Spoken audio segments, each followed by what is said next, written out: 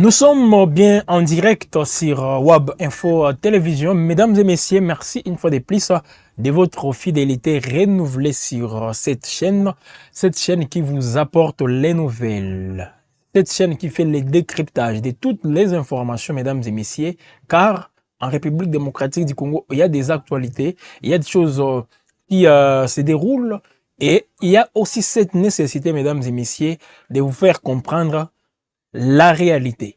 Parce que c'est vrai, beaucoup de choses, beaucoup de personnes analysent les choses, non, les faits de leur manière.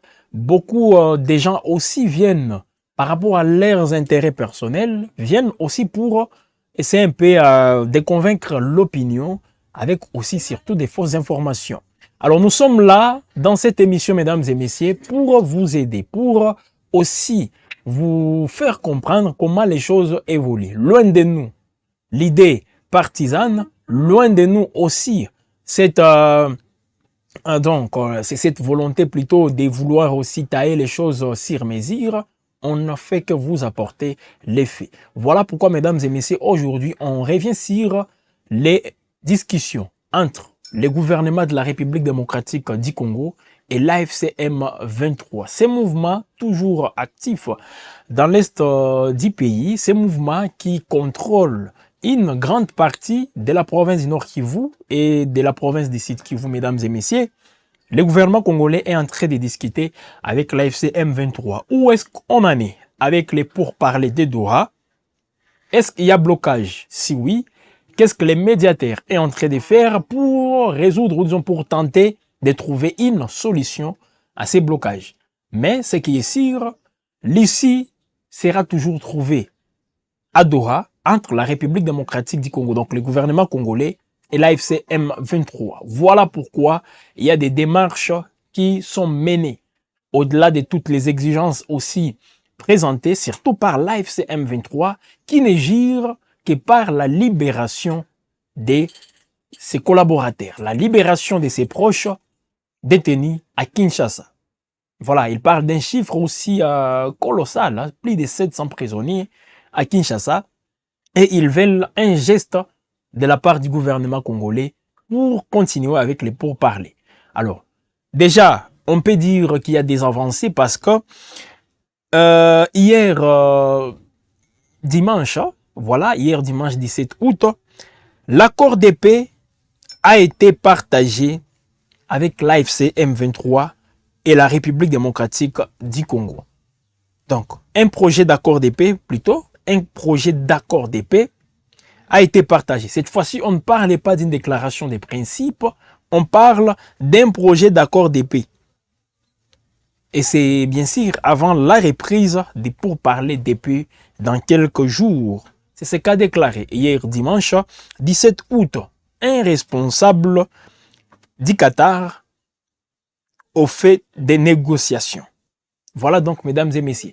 Le Qatar a trouvé utile de communiquer par rapport à ce vide qui a plané. Ça fait une semaine ou deux, ou même des semaines, qu'il y a un vide. Depuis le point de presse tenu à Goma par le secrétaire permanent de la FCM23, Benjamin Bonipa, confirma que la FCM23 exige sa participation à l'étape suivante du processus de Doha par la libération de ces détenus à Kinshasa. Ces détenus qui sont donc à Kinshasa.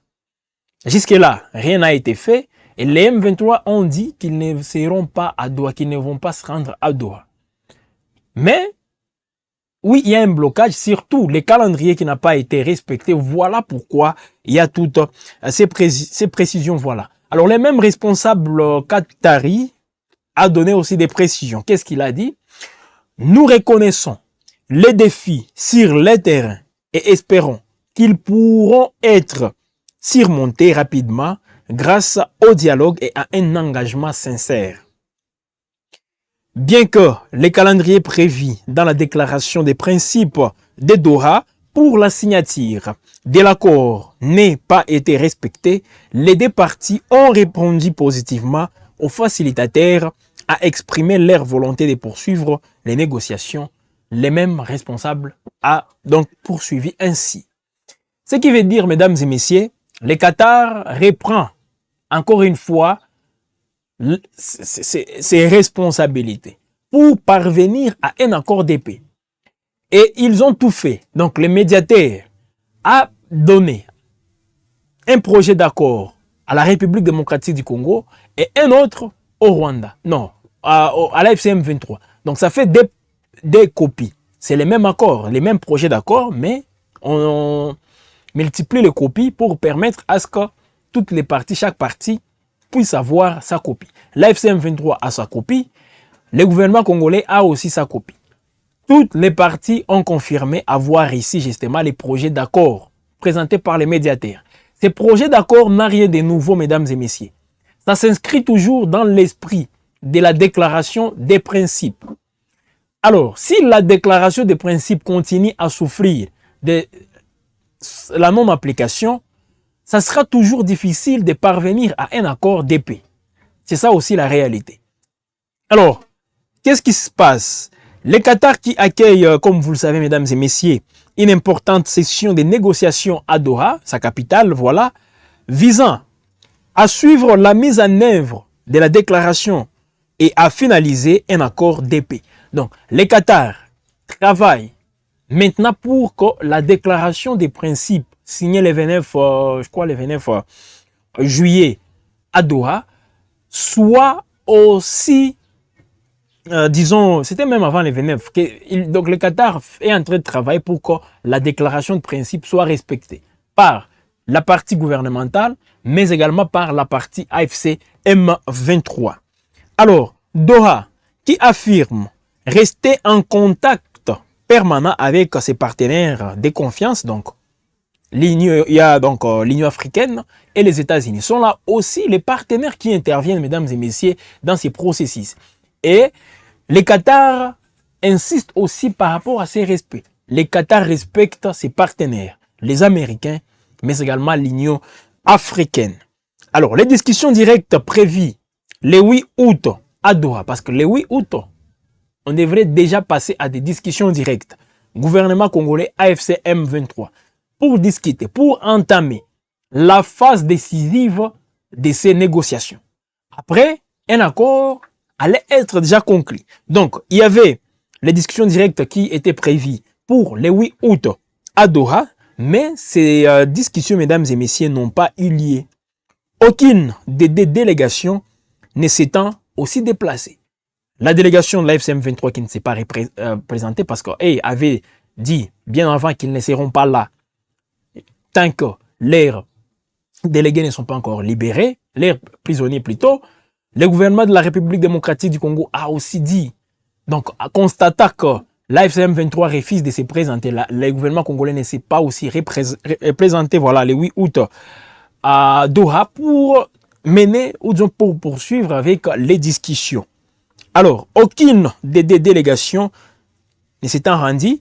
L'un des points aussi en débat, mesdames et messieurs, concerne tout d'abord ce qu'on appelle l'établissement avec la participation de la Croix-Rouge, donc la communauté internationale de la Croix-Rouge, des mécanismes d'échange des prisonniers, un processus jugé aussi long que prévu, mais jugé en cours. Donc, c'est le CICR, la Croix-Rouge, qui va gérer cet échange. Au-delà d'un échange, mais déjà, la libération des prisonniers. Si les prisonniers de l'AFC M23 quittent Kinshasa pour rejoindre leur camp ici à Goma ou je ne sais pas à Bukavu, c'est le CICR qui va s'en charger, qui va s'en occuper. Donc le CICR va permettre à ce que ces gens puissent atteindre leur mouvement ici. Et s'il y a des prisonniers du gouvernement congolais qui sont entre les mains de l'AFC M23, c'est toujours le même comité international de la Croix-Rouge qui va s'occuper aussi de leur sort, qui va les faire quitter ici pour aller, si c'est à Kinshasa ou dans une zone contrôlée par le gouvernement de la République démocratique du Congo. Voilà, on parle aussi d'un mécanisme d'échange des prisonniers, voilà, mais également d'autres facilitations. Et là, c'est le CICR qui va s'en occuper. Cette fois-ci, on ne parle pas de la MONUSCO. La MONUSCO, elle est toujours stand-by, elle ne fait qu'observer d'autres organisations internationales, mais là, on parle du CICR. Le CICR qui est parmi ces rares organisations a continué toujours à mener les activités parce qu'ils ont eu un grand travail. Lorsque Goma est tombé entre les mains de la FCM 23 et ils continuent toujours à avoir aussi des tâches lourdes, mesdames et messieurs, et c'est par rapport à leur mission. Ça, c'est tout à fait aussi logique. Alors, la déclaration des principes signée à Doha, je rappelle, prévoyez les mesures de confiance. Quand on parle des mesures de confiance, c'est que l'AFCM 23 doit poser des gestes qui vont faire naître cette confiance du gouvernement congolais. Le gouvernement congolais, de son côté, doit aussi poser des actes qui vont, encore une fois, permettre à ce que cette confiance soit retrouvée entre lui et l'AFCM 23. Alors jusque-là, le constat est amer. Aucune action, aucun acte n'a été posé allant dans le sens de favoriser toutes ces mesures de confiance. Et je l'ai dit de part et d'autre. L'AFCM 23, pour sa part, nous a toujours dit que lui a déjà fait sa part. En cédant une partie du territoire de Walikale qu'il contrôlait, en libérant selon lui les éléments du gouvernement, des FARDC, les éléments de la PNC, les mercenaires qui travaillaient avec les FARDC, même ils ont aussi parlé des éléments de la SADC, tout ça. Le fait de les libérer pour l'AFCM 23, c'est déjà un geste. Alors, quel est le geste posé aussi par le gouvernement de la République démocratique du Congo? S'il y a des précisions, veuillez nous les apporter. Mais jusque-là, nous ne faisons que mener des recherches, nous ne faisons que aussi activer aussi les différents efforts, ça et là, mesdames et messieurs, pour trouver plutôt s'il y a ces actes du gouvernement congolais posés dans ce sens. Mais jusque-là, on n'en voit pas. Alors, la libération des prisonniers, comme je le disais, ça fait partie, mesdames et messieurs, de ces mesures de confiance. Et l'AFCM 23 tient beaucoup à ça. Bon, on ne sait pas pourquoi ils insistent à toutes ces mesures. Et ce n'est pas seulement les prisonniers de l'AFCM 23. Il y a aussi les prisonniers, parce qu'on l'a dit ici, les prisonniers du gouvernement congolais détenus par l'AFCM 23 qui doivent aussi être libérés. Alors, la date butoir de la mise en œuvre de toutes ces mesures était le 29 juillet. D'ici là, mesdames et messieurs, aujourd'hui nous sommes les 18 août, mais c'est depuis le 29 juillet qu'on devrait assister à une mise en place effective de toutes ces mesures. Cela n'a pas été fait. Et on le disait, donc le 29 juillet, les mesures de confiance, on devrait se rassurer de la mise en œuvre effective de toutes ces mesures de confiance. Et ça devrait intervenir, mesdames et messieurs, avant l'ouverture des pourparlers prévus le 8 août et la signature d'un accord global le 17 août. Donc hier dimanche, si les deux parties avaient bien respecté la déclaration des principes, hier dimanche, on devrait déjà avoir un accord entre le gouvernement de la République démocratique du Congo et la FCM 23. Cela n'a pas été fait. Voilà pourquoi les médiateurs qataris activent encore une fois d'autres efforts pour faire comprendre à toutes les parties qu'il y a nécessité de chuter ou disons de parvenir, de conclure un accord de paix. Alors, le gouvernement de la République démocratique du Congo, pour sa part, il faut le dire, avait confirmé son engagement à ces libérations, mais aucun geste n'a été effectué. Alors, le M23, qui avait donc conditionné sa participation à la libération de plus de 700 de ses membres, menaçant même de ne pas s'y rendre à Doha en l'absence de ces gestes. Alors, hier dimanche toujours, un communiqué nous est parvenu, mesdames et messieurs.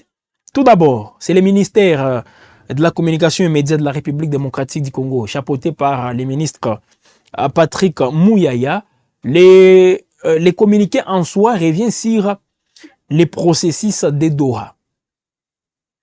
Le gouvernement de la République démocratique du Congo réaffirme son engagement au processus de paix sous la facilitation du Qatar. Comme vous le voyez déjà avec ces communiqués, mesdames et messieurs, avec la facilitation du Qatar, il y a donc les gouvernements congolais qui réaffirment donc son engagement au processus de paix. Les mêmes communiqués, presque les mêmes contenus, mesdames et messieurs, l'AFC M23 a aussi communiqué, toujours hier, dimanche 17 août 2025. L'Alliance Fleuve Congo exprime sa sincère gratitude à l'État du Qatar pour ses efforts indéfectibles en vue de parvenir à une résolution pacifique du conflit en cours en République démocratique du Congo. L'AFC M23 reconnaît également le rôle essentiel du Qatar dans la facilitation des pourparlers constructifs entre les partis, donc le gouvernement de la République démocratique du Congo et l'AFC M23. L'AFC M23 réaffirme par la présente son engagement total. Voilà là où, comme je le disais, les mêmes contenus avec le gouvernement, les communiqués du gouvernement congolais. Suivez ces paragraphes. L'AFC M23 réaffirme par la présente son engagement total en faveur du processus de paix de Doha et souligne que seule la mise en œuvre complète de la déclaration des principes permettra la tenue du prochain cycle de négociations qui devra s'attaquer aux causes profondes du conflit. Le présent cadre reste celui attitré pour traiter les dites causes profondes et susceptibles de conduire à un accord de paix global et durable. Ça, c'est l'AFC M23. Alors, avec le communiqué que vous voyez ici, du gouvernement de la République démocratique du Congo, ce communiqué ici, mesdames et messieurs, revient aussi sur les mêmes processus de paix en disant ceci, à la veille de la reprise des pourparlers entre les représentants du gouvernement de la République démocratique du Congo et ceux de l'AFC M23 sous la facilitation de l'État du Qatar, le gouvernement congolais réitère son engagement résolu en faveur d'un dialogue constructif conformément à la déclaration des principes signée le 19 juillet 2025 à Doha. Doha, capitale du Qatar. Donc voilà, mesdames et messieurs, les deux parties qui ont communiqué les mêmes jours avec les mêmes contenus.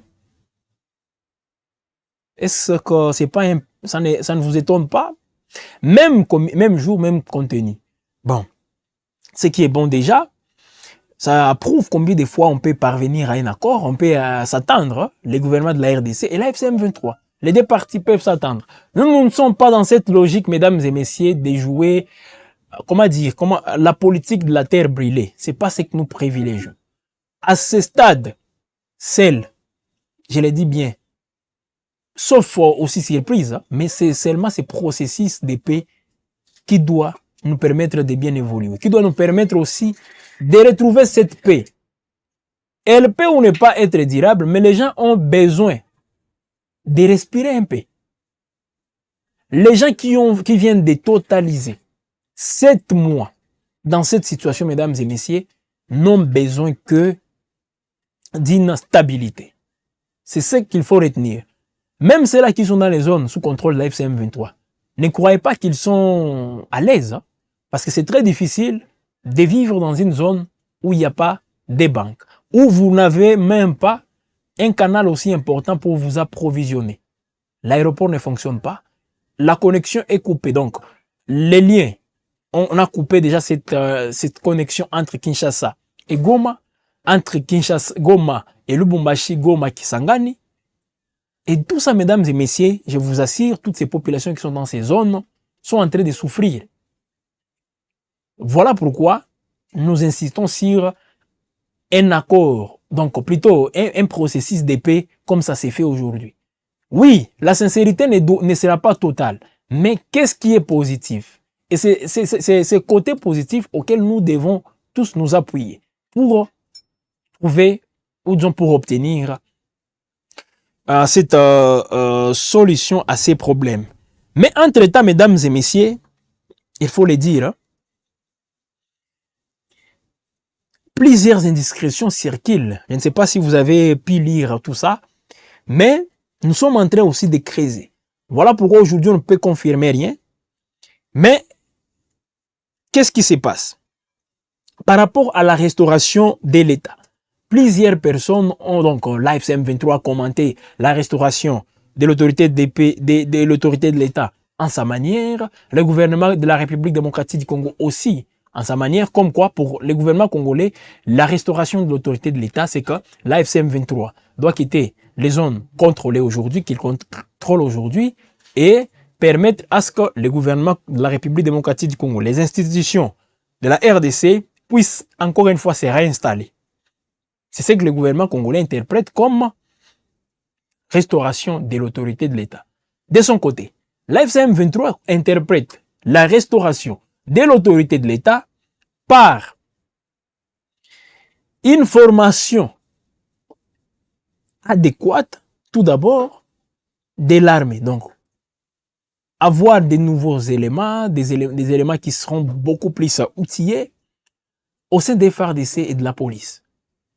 L'AFC M23 qui dit qu'il va aussi contribuer pour que l'autorité de l'État soit bien établie, même dans le Congo central, même à Kinshasa. Vous voyez cette interprétation. Donc ça, c'est l'interprétation de l'AFC M23. Donc c'est rassuré que partout où les Congolais sont aujourd'hui, ils sont à l'aise, ils sont en paix. Ça, c'est l'AFC M23. Donc il y a déjà une différence entre l'interprétation de l'AFC M23 et celle du gouvernement congolais. Voilà. Alors, par rapport à cette, mesdames et messieurs, cette restauration de l'autorité de l'État, le président Félix Tshisekedi, installez-vous confortablement, mesdames et messieurs, et si vous faites quelque chose qui peut vous distraire, veuillez suspendre un peu pour suivre avec attention ce que nous disons ici. Le président Félix Tshisekedi aurait suggéré à l'AFC M23 de lui soumettre les noms des personnes qu'il nommera en utilisant son pouvoir discrétionnaire comme gouverneur du Nord et du Sud Kivu. Donc, le chef de l'État aurait demandé à l'AFC M23 de lui donner 5 noms, 5 personnes. Et parmi les 5, le président Félix Tshisekedi va choisir 2 parmi eux. Et les 2 seront nommés, l'un comme gouverneur du Nord Kivu et l'autre comme gouverneur du Sud Kivu. Selon certaines indiscrétions. On ne confirme rien, mesdames et messieurs, mais on ne fait que quand même vous révéler. Ça, ce sont donc les exigences, donc les demandes du président Félix Tshisekedi. Pour dire qu'il y a des choses qui se font même en coulisses, sans pour autant que vous et nous ne soyons au courant. Donc, vous pouvez voir les gens venir dans des points de presse, dire tout ce qu'ils veulent, mais dans les coulisses, il y a des discussions qui sont menées. Ils sont en train de discuter. Mais on ne veut pas montrer au peuple que les gens avec qui on a traité, donc les gens qu'on a traités hier, je ne sais pas des patins, je ne sais pas de qui, on ne veut pas montrer tout simplement à l'opinion publique que nous discutons avec ces gens. Pour que vous puissiez dire, non, comment tu nous as dit ça, mais aujourd'hui tu fais ça. Et vous pouvez peut-être vous apprendre à celui-ci. Voilà pourquoi on préfère discuter en coulisses, hors caméra. Les bruits des couloirs. Donc, on est en train de discuter. Voilà. Alors, pour ce 18 août 2025, ce qu'il faut retenir, mesdames et messieurs, les grandes informations, d'abord, c'est que les membres de l'AFC M23 et Kinshasa ne sont pas toujours à Doha. Je précise, les membres de l'AFC M23 et du gouvernement de la RDC ne sont pas à Doha. Le médiateur qatari, lui, est en train toujours de pousser Kinshasa à la libération des prisonniers de l'AFC M23 et a déjà déposé, voilà, ce qu'on appelle un projet d'accord. Kinshasa, pour sa part, par rapport à cette exigence de l'AFC M23, Kinshasa estime qu'ils seront libérés après la signature d'un accord de paix. Donc, le gouvernement congolais pense que les éléments de l'AFC M23 seront libérés après la signature de l'accord de paix. C'est que refuse l'AFC M23. Les drafts, ou disons les projets d'accord de paix, a été donc envoyé depuis le 12 août 2025. C'est depuis le 12 août, s'il vous plaît, que l'AFC M23 et le gouvernement de la RDC ont les projets d'accord, ou disons les drafts. Donc, on ne va pas changer quelque chose. Peut-être à moins qu'ils apportent quelques amendements, mais Ils ont déjà travaillé assez longuement sur voilà, sur cet accord, donc, cet accord de paix. Voilà un peu ce qu'il faut donc retenir. Alors, on vous a parlé bien sûr de ces projets d'accord, mais sur terrain, mesdames et messieurs, les choses sont toujours en train de bouger. Donc, les cessez-le-feu n'est toujours pas respecté. On ne respecte toujours pas les cessez-le-feu. Les rebelles de l'AFC M23, les éléments de l'AFC M23 auraient lancé une attaque hier dimanche 17 août contre les positions des Wazalendo du mouvement d'action pour les changements, MAC en sigle, à Kaliki. Kaliki, nous sommes là dans les groupements Walo-Wayungu en territoire de Walikale au nord Kivu. Ces éléments sont venus de Kibati dans le groupement Luberike. Les rebelles ont tenté donc en vain de prendre le contrôle de Kaliki afin d'étendre aussi leur zone d'influence. Alors, des sources dans la zone indiquent aussi que depuis 11 heures, des détonations d'armes lourdes et légères étaient attendues autour de Kaliki. Les rebelles l'AFC 23 seraient donc repoussés, selon toujours ces sources, on parle ici de Wazalendo, et c'était jusqu'à Kibati. Alors, ces affrontements, mesdames et messieurs, ont encore une fois, comme toujours, poussé les habitants de Kaliki ainsi que d'autres déplacés ayant fui la guerre à Massissi à se déplacer encore une fois. Les tirs qui étaient entendus près de Kibati ont créé donc un climat de psychose dans les villages environnants. Alors, il faut tout simplement faire un petit rappel. Les autorités coutumières du groupement Walo-Wayungu ont alerté sur aussi l'installation des différentes positions de l'AFC M23 sur les monts Machumbi et Boueni. Donc, l'AFC M23 a mis des positions sur les monts Machumbi et Boueni. Et c'est tout simplement à la limite entre les groupements Luberike et Walo-Wayungu. Alors, ces autorités qui disent, donc les autorités coutumières, disent craindre les déclenchements, voilà, de la guerre par les rebelles de l'AFC M23 à partir de ces nouvelles positions pour conquérir de nouvelles localités. Voilà. Donc, sur terrain, il y a toujours des combats, il y a toujours des accrochages. Tantôt, c'est l'AFC M23 qui attaque, tantôt, c'est les Wazalendo qui attaquent, tantôt, c'est les FARDC aussi. Donc, c'est toujours très complexe. C'est ce qui fâche, hein? Le fait de ne pas toujours respecter ces cessez-le-feu. Parce que ça, on pouvait déjà avancer, on pouvait déjà aussi trouver d'autres voies et moyens, bien sûr, pour atteindre d'autres étapes de ces processus, au lieu de rester toujours en train de stagner sur les respects de cessez-le-feu. Voilà, mesdames et messieurs. Donc, je répète encore, sans pour autant confirmer, je ne confirme rien. Le président Félix Tshisekedi aurait suggéré à l'AFC M23 de lui soumettre 5 noms des personnes qu'il nommera en utilisant son pouvoir discrétionnel. Et il va nommer ces gens comme gouverneurs du Nord et du Sud Kivu. 5 noms, parmi lesquels il va choisir des comme gouverneurs du Nord et du Sud Kivu. Pourquoi? Qu'est-ce qui se passe? Donc, on va mettre fin au fameux état de siège. Si ces informations s'avèrent être vraies. Donc, ça sera la fin de l'état de siège et le président va nommer quelques civils. L'un à la tête du Nord Kivu, l'autre à la tête du Sud Kivu. C'est pas moi qui l'ai dit, hein. Je ne suis pas en train de confirmer, mesdames et messieurs, nous sommes en train de recouper des sources. Si demain, cela s'avérait être faux, je viendrai toujours ici devant cette même caméra pour vous donner d'autres détails. C'est comme ça. Je ne confirme rien, mais je ne fais que vous donner quand même les différentes indiscrétions. C'est ça aussi le pouvoir avec Wabinfo. C'est ça aussi la particularité avec Wabinfo. Nous avons cette possibilité, même les indiscrétions, on peut les décrypter, on peut les analyser.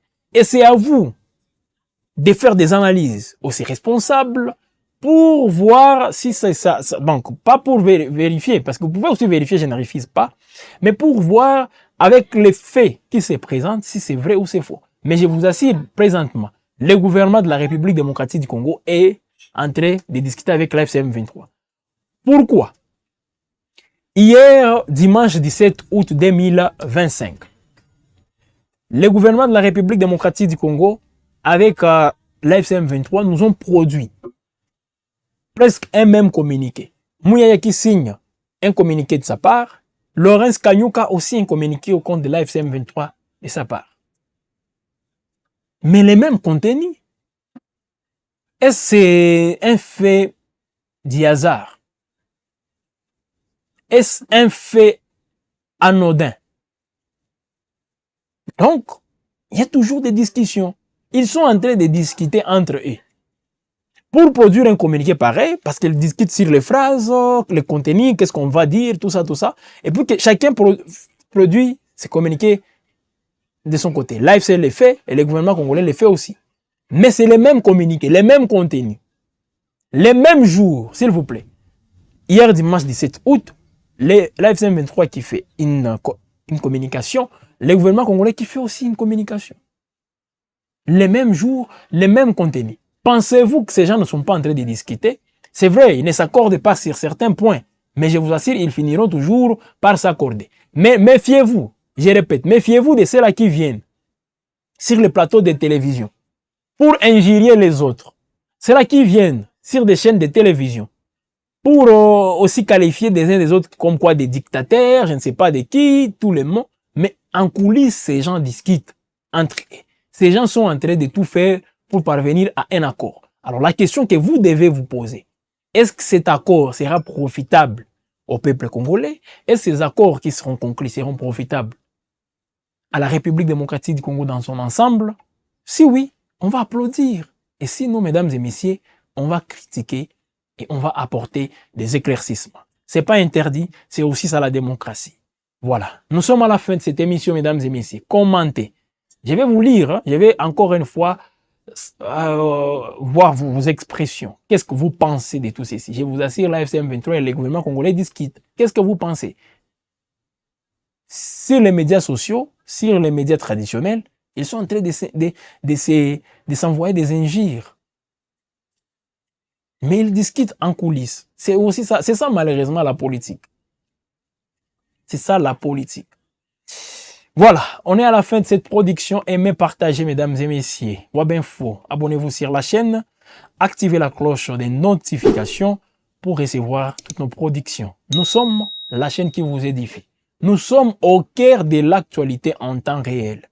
Mesdames et messieurs, c'est tout. Et nous vous souhaitons encore une fois une bonne semaine accompagnée de votre chaîne et on sera toujours à votre service.